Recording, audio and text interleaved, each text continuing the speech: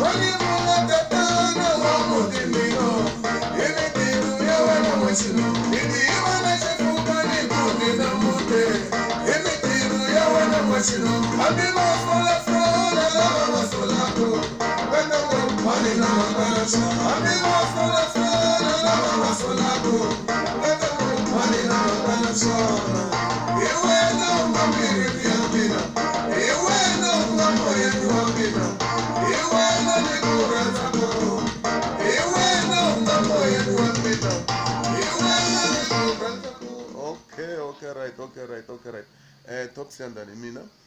Leswi ni nga top siyandhani kombela ku vutisa aka n'wina vachayi va music wa Xitsonga. Ni nga vutisi lava va house ku vela va house swa endleka va swi tiva swilo leswi va swi tlangaka mara hala ka hina ka Xitsonga hi na problem yikulukumba ngopfu ya tinqambi leti ntsanana na tinqambi leti nga tiviki music ti ngo rhandza music. Ni twa tinqambi to tala kumbe vachayi vo tala kumbe swinqambhanqambha swo tala ngopfu hi xitalo ku nga ri laha ni nga ka ni nga vuli lava kota ku yimbelela lava swa endleka na vona va kota ku yimbelela ku ya sayiti ra vona lava tsanana. And then ni nga vuli swo fana va Joe Shirimani vo Ben Mayengani va Mr Post va Top Siyandhani va Makhensa na va Manimani vanhu lavani va tiva music va swi kota no hambanisa remix na inana.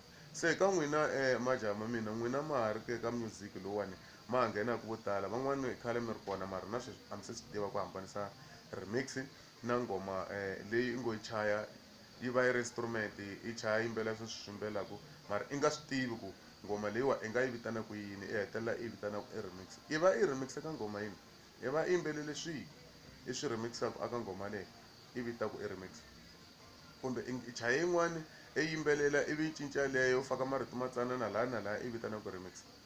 Remix va ka hina i nghoma leyi endliwaku hi vuntshwa i remix xixexo ni nga kombisa ku fana na Boto Radio ya wa vula ku ye king of remix ya na swi twisisa because remix tinghoma tin'wana to tala ngopfu va haka matorokisi va Money Maker na tin'wana na tin'wana ya yaloye hi yena a tiva ku remix wa swi tiva ku remix i yini. Se ka n'wina mi nga tivi ku remix a ni kombela ku ni mi byela kusukela ka namuntlha ku mi nga hambi mi ku mi chata remix mi vula nghoma leyi nga remix-wangiki hi nghoma yin'wana kumbe mi vula nghoma leyi yi ngo va yintshwa wena i ngo yi chaya i vita i remix a swi vuli tani ma sukela ni ku tipuntisa man a swi vuli tani sweswo a ve ri i remix nghoma loko i nga yi remixangi a yi remix nghoma loko i nga yi remixangi a yi remix loko yi ri yintshwa yi ri hi ndlela leyo yo va nghoma hi ndlela leyo.